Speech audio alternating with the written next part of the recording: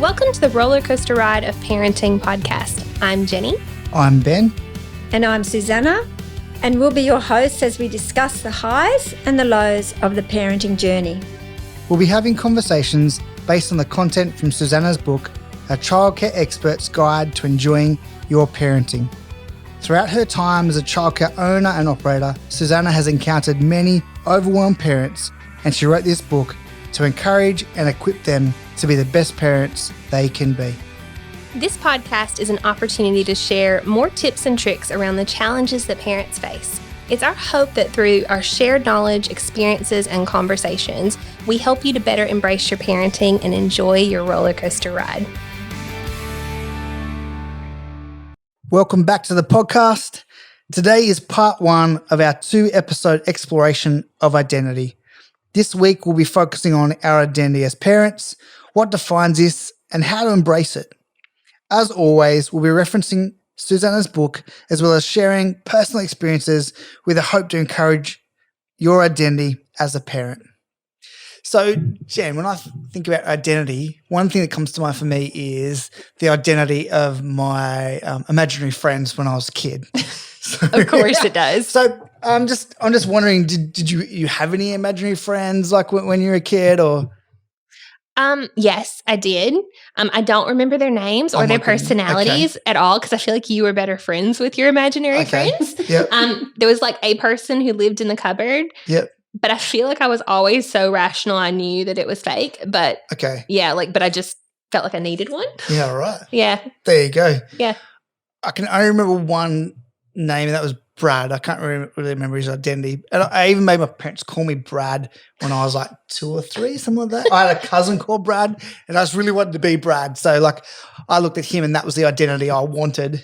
What's there, like 8 years between us or something? I think that'd have to be about 8 years, yeah. 8 years, and I guess I decided I wanted to be 10-year-old Brad, but I was still only 2.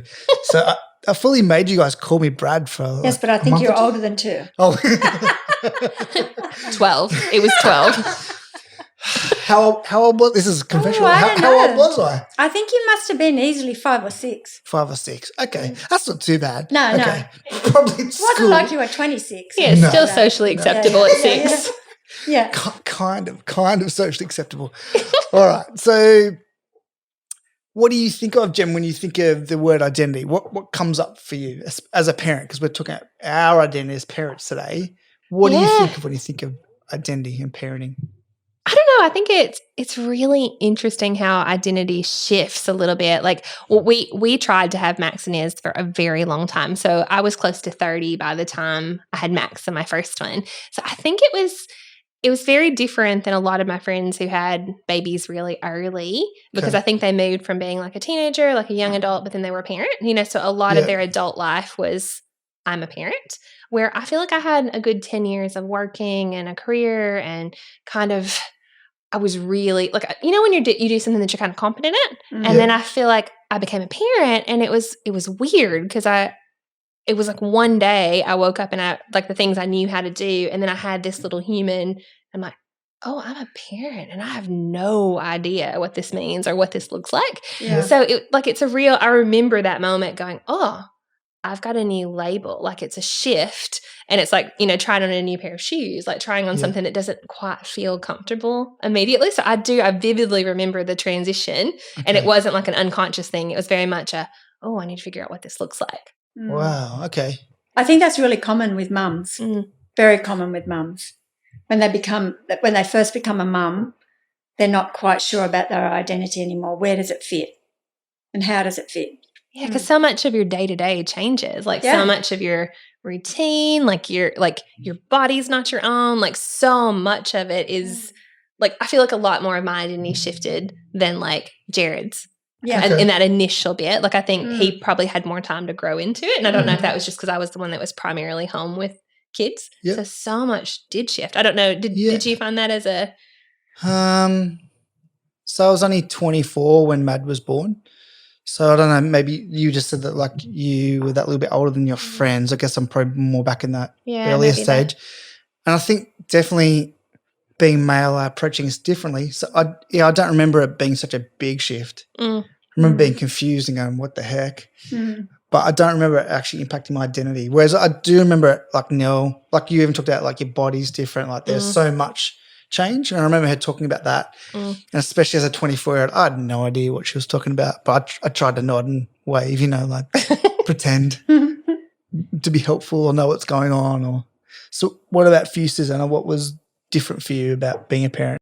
Well, I guess because I became a parent, 44 years ago, I don't really remember a big change for me at that point, but it is very common I found that in my journey as an older woman encouraging younger women, that it's really very common that women have a big identity challenge and confusion when they first become a mum. But what I can remember is for myself, and this is around parenting, but obviously further down the track, I can remember when you got married, being our eldest and our first one married, it was like, oh my goodness, I'm a mother-in-law.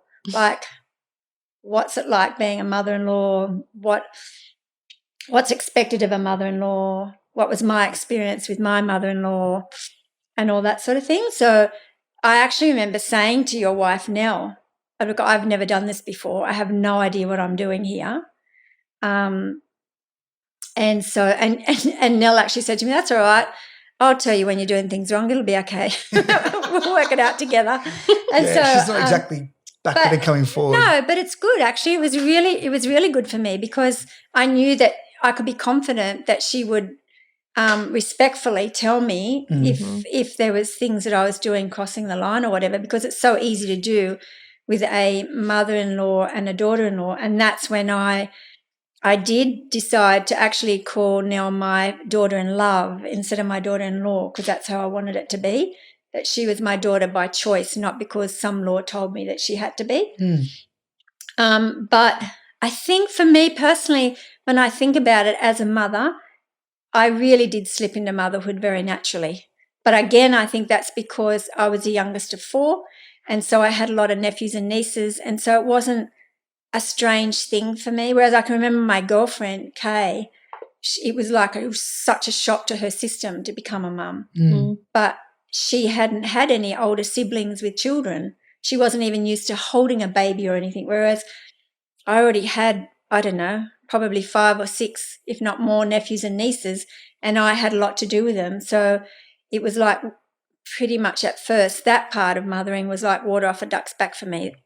Obviously, I had other challenges, as everybody does through parenting, through the journey, but that actual identity of becoming a mum was quite a natural thing for me. But becoming a mother-in-law, but was a different thing altogether.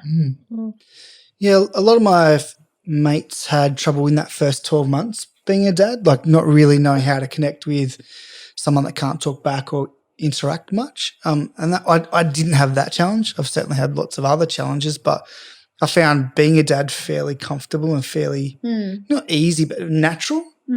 But it's, definitely parenting presents different challenges for different people. Some people find different parts of parenting much more natural than others. And that identity thing is a big one. Hey, like how you interact or how you see yourself in terms of your kids. So, Jem, what else comes up for you when you think about parenting identity? What's something that do you think? I guess when you think about it, like I desperately wanted to be a mom. Like it was one of those things that we tried to have babies for 5 years. Yeah. And when we finally got Max, it was kind of this thing that I had wanted to happen for such a long time. So that shift, even though it was a little bit of a shell shock to the system, it was still something that I really wanted. So it was a really good, and I think it's probably a good example of becoming a mother-in-law. Like it was a good thing, but I think sometimes you go, oh, that's like very intentionally kind of it's awkward. Yes. Like it's that messy awkward.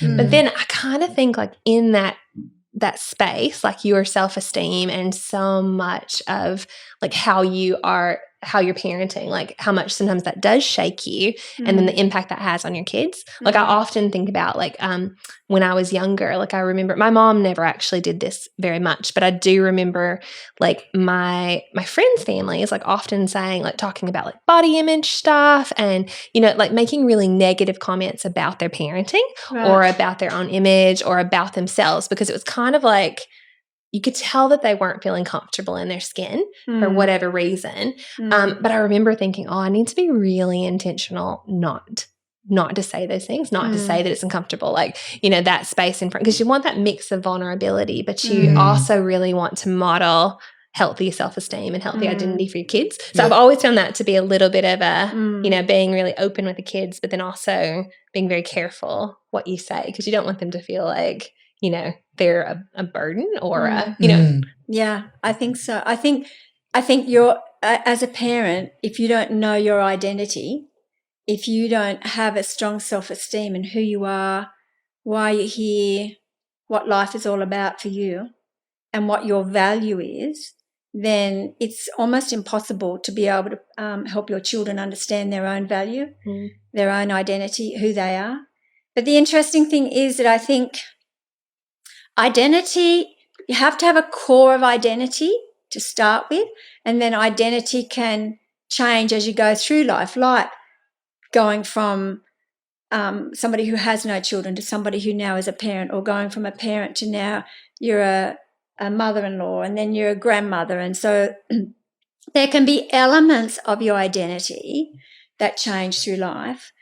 And I think as we mature, the core of who we are needs to get deeper and deeper and stronger and stronger. And so if you don't have a core of your identity of who you are, then you're not going to be able to pass that on to your children, and they won't have very good self-esteem. And then they can be tossed around a lot. They can be harsh. They can be influenced by people who maybe shouldn't have that sort of influence upon them.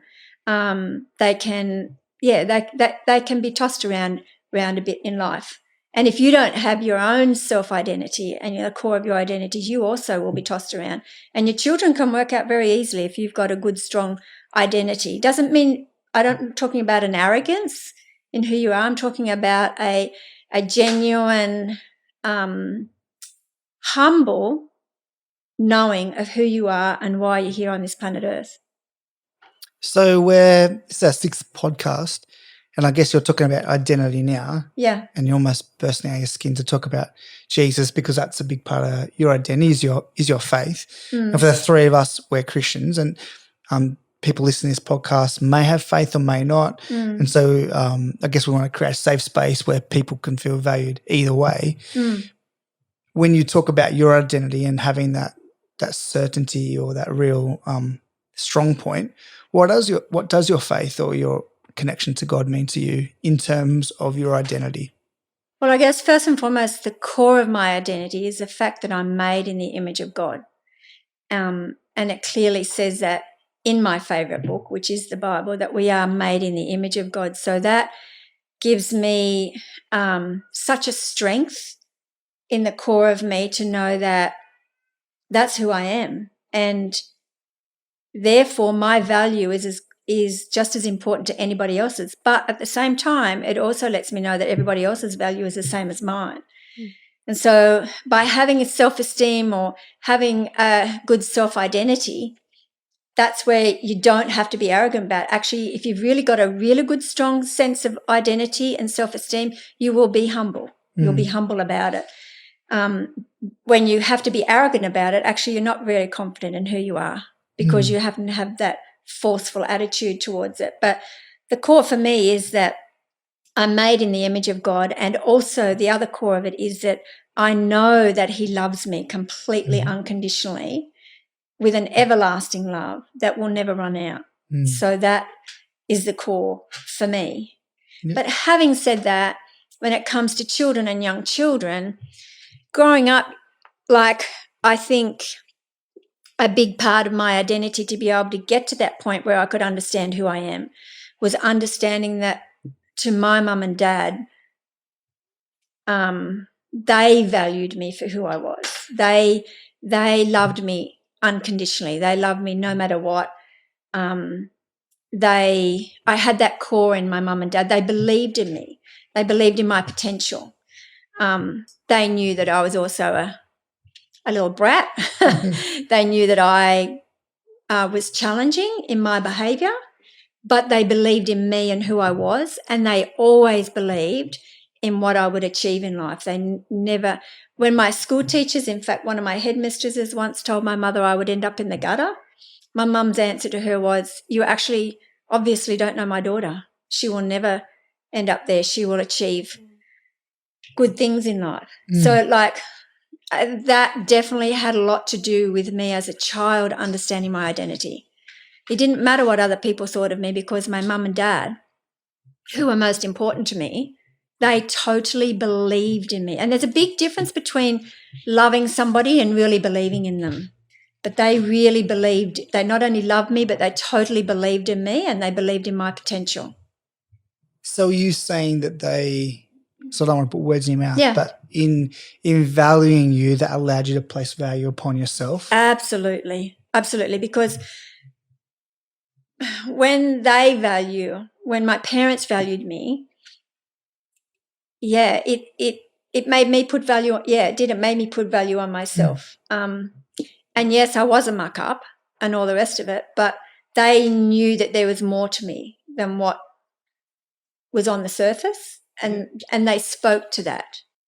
So we're going to come back to this in the next podcast and talk more about the value for the child. Yeah. But as an adult, how did that impact even your adult parents valuing you? And we probably, that's been my experience too, having you as a parent. But we would have people listening now that maybe don't feel that valued by their parents. How would you encourage them to find identity or to start to become aware of their identity, of their value? And we haven't talked heaps about church so far, or Christianity, and we're not wanting to make this a churchy podcast, but I know that's a big part of identity. But how would you encourage someone outside of the church space or outside of Christianity? Well, I would encourage them in the sense that I know without a doubt that every single person on the planet Earth has purpose, was made from love, for love, and really that's their main purpose in life, is to love and be loved. I really believe that. But I also know that, and I guess it does come from my faith, because I know that God doesn't make anybody without a huge purpose. And a huge purpose doesn't necessarily mean it has to be somebody that's up on a big stage or a celebrity or anything like that. A huge purpose just means I believe that everybody can contribute to people around them. Oh, that's good. And contribute to society. So I guess if you haven't been brought up in an environment where you've been encouraged to understand how you can contribute, then it can be difficult. I know it can be very difficult because I've worked with a lot of people that have been in that situation. It can be very hard for them then to see where they contribute in life. But you almost need to have somebody to come into your life who will help you point out what you're really good at. Because the strange thing is, what we're naturally good at, we take for granted and we don't think that it's hard to be good at that. But actually it is hard for somebody else to be good at that, whatever it is, whether it be like, okay, so I'm somebody who can naturally encourage people, and that's just a natural gift that I have. So if I'm not careful, I can think when other people aren't encouraging that they're actually quite self-centered and, maybe a bit rude. Yeah. Because, but what I've grown to realize is, well, that's a gift in me and it comes naturally.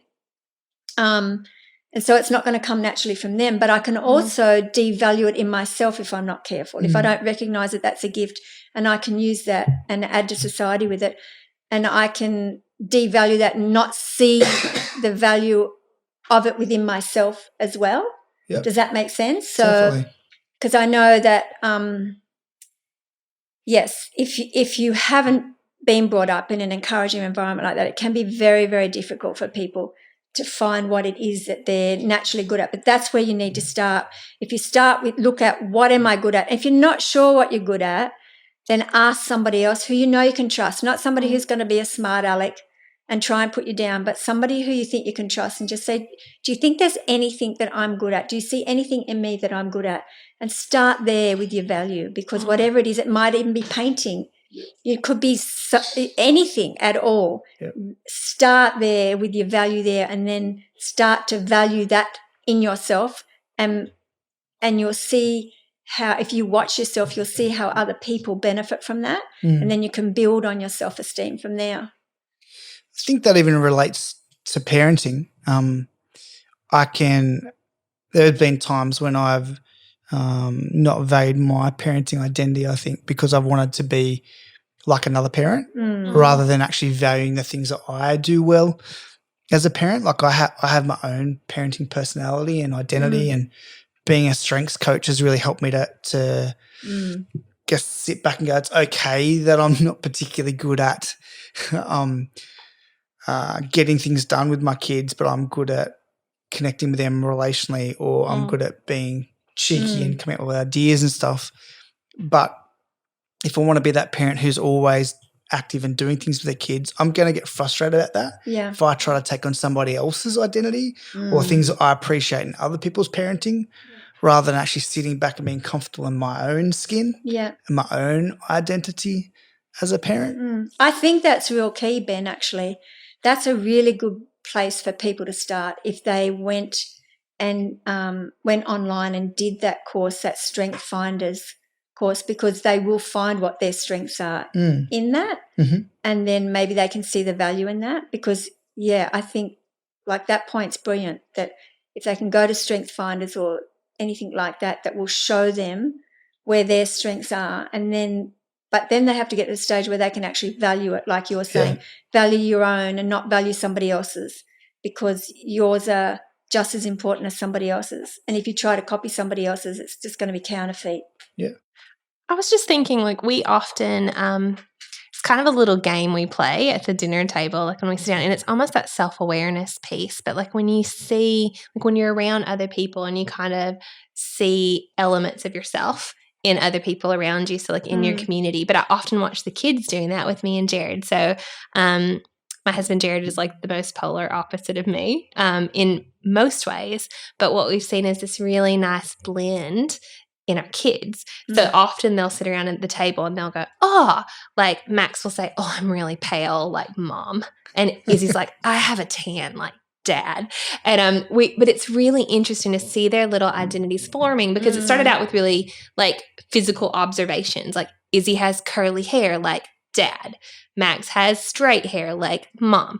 Like, so, but then now it's kind of been like Max is like, like I really enjoy reading with mom. Like we're both really great readers. And Iz is like, I can hang upside down like dad, because we're, so it's funny to see, but there's no right or wrong. Like both, they love both of us. And like I'm not better than dad, dad's not better than me, but they can see elements of themselves in us. And it's a really nice way to kind of, for them to start building their little identity. So they're like, I'm a little bit more McGee, or I'm a little bit more of a Kiwi than I am an American right now. So it's nice to see that, like how your identity does start to build with those foundations. Like just really practically. Like I've never really thought about that. Like, but then I guess they also go like that reflection of like, I lose my temper like mom. I'm like, I don't sound like that.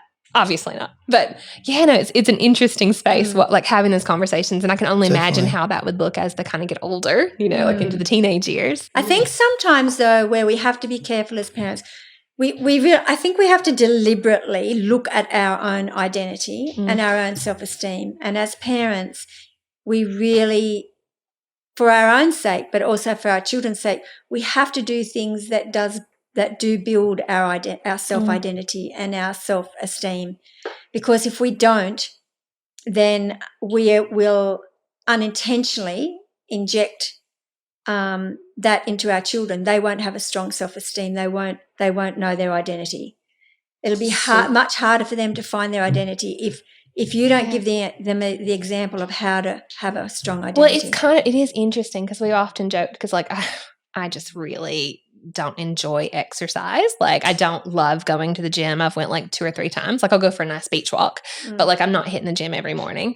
And like Jared used to often say to me, he was like, oh, read faster, Jenny. Read. Like, so he was kind of teasing me about being a book nerd versus like being really athletic. But then it was really interesting seeing Max, like he loves to read.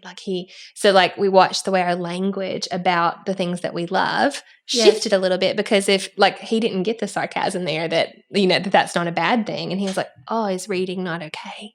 You know, so that just really subtle language of, and I'd always go like, team readers, we're awesome. You know, so he's like holding his little shoulders back. He's like, I can read faster than anyone in this whole family. But it's interesting, like the things you believe about yourself or any of those deficits, the kids pick up on it because they're seeing so much of themselves in you as well. Like they're picking up those elements. So it's kind of a responsibility that I didn't, like the older they're getting and the more nuanced they're understanding, like it really flags when there's something in my identity that I'm not proud of or that's not great. Yeah. I think that's powerful what Jared did there, to actually be comfortable enough in his own skin, humble enough to allow Max to be himself, to not be the version of a man or a little boy that Jared was, but actually be his own version. I think that takes work to get to that spot where you're actually okay for your kids to have a different identity or characteristics to you. Because it'd be so much easier if they were just little versions of you sometimes. Well, I remember it's just really funny what you expect, and almost those like stereotypical gender roles and those things that you just go, oh, well, that's what you expect it to look like, and you don't even realize you did. But I remember for years, Jared used to go out and he'd like throw the ball with Max, and Max had the best attitude. He was like, 20th time that he missed it, he was like, I almost got it that time. Like, you know, he was just so, but he's just not that coordinated with balls. But Jared played baseball in college. That was his way to connect with Max. Right. And he was like, oh. And then I remember one time, like it'd been years of this activity that never went anywhere. And Izzy was like 2 and Max was 4, and Jared threw the ball, and Izzy was just walking by and she just reached up and she caught it and threw it back to Jared. And he was like, I've been focusing on the wrong kid. Like, and it was just, and he went, oh, shit, that's it. So then it was funny. So he went, okay, with Max, I need to get something creative. Like, so he bought like a board game. They have to paint all the little details and they play that for hours, but like really intentional with the things. But it wasn't necessarily that he expected Max to have the same skills as him, but he just didn't, you connect with them on the way that you expect you're going to. So it's funny, like exploring that and going, well, I didn't see that. And yet I don't think Jared would have been able to do that if he didn't have a good self-esteem and a good self-identity himself. You know, if we don't have a good self-identity of who we are ourselves as parents, we will try to get our children to be who we think they should be, because that's kind of reflective. If we don't have a good self-esteem, we think that's reflecting on us if they're not what we think they should be or who they should be. Yeah. It takes a person with a very strong sense of identity to let their children be who they're meant to be and then draw that out of them. You know, that takes a lot.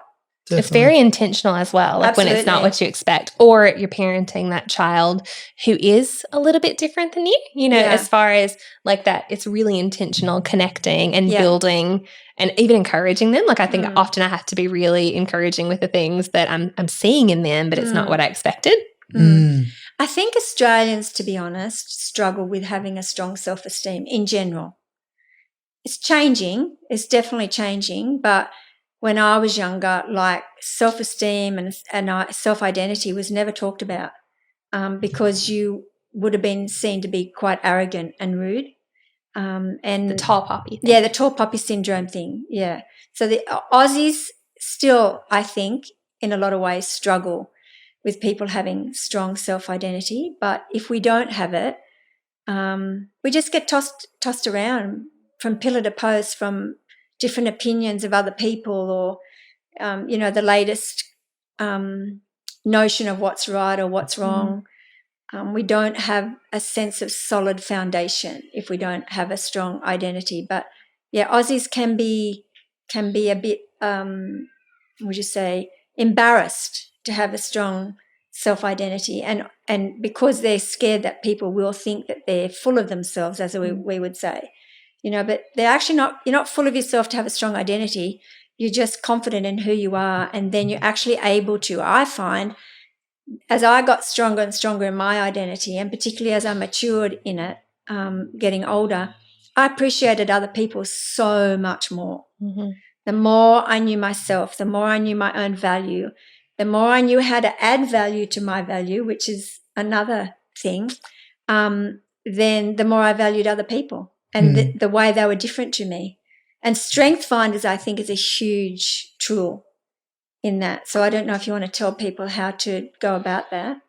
Yeah, sure. So you can go onto the Gallup website. We might even put a link in the show notes as well that will give you access to the Gallup Strength Finder. It really looks at your 34 areas of talent, and it tells you where you've got the most talent, where you have the least talent. But the things where you do have talent is a pretty powerful way to actually get that self-awareness, or that self-discovery, and then it can become self-awareness.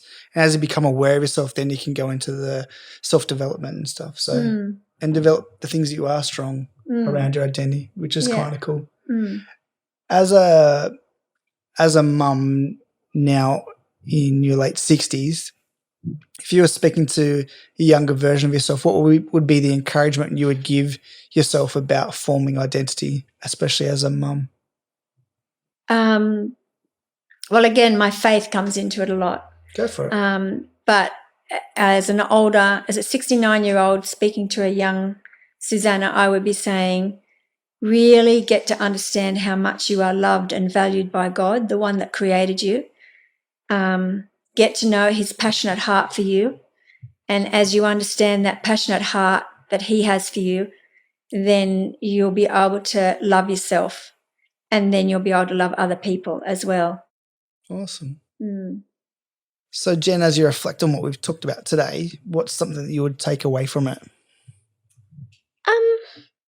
I think it is really that like self-awareness piece of like and what you are really great at, like your identity and being really comfortable in your skin. Like I feel like that's one of the things that's most contagious for your kids. Like that's one of the things that's most attractive about you to your kids is just being you and like offering you to them. Yeah. I think that's cool. I think for me it's something very similar in that as I get older, I'm actually more comfortable with the things I'm not good at. Well, my identity is not. Yeah. And as I can be comfortable in that, I'm not trying to do the things I'm not that good at. I don't feel bad and therefore I reach out and partner with people better with my wife, with my kids when they actually have more talent than me in some areas. And I think that's helping me to actually, as I'm more comfortable in my identity, the good stuff and the not so good stuff, I actually think I'm a healthier and better partner with Nell and with the girls as a parent. So thank you for joining us in our conversation today.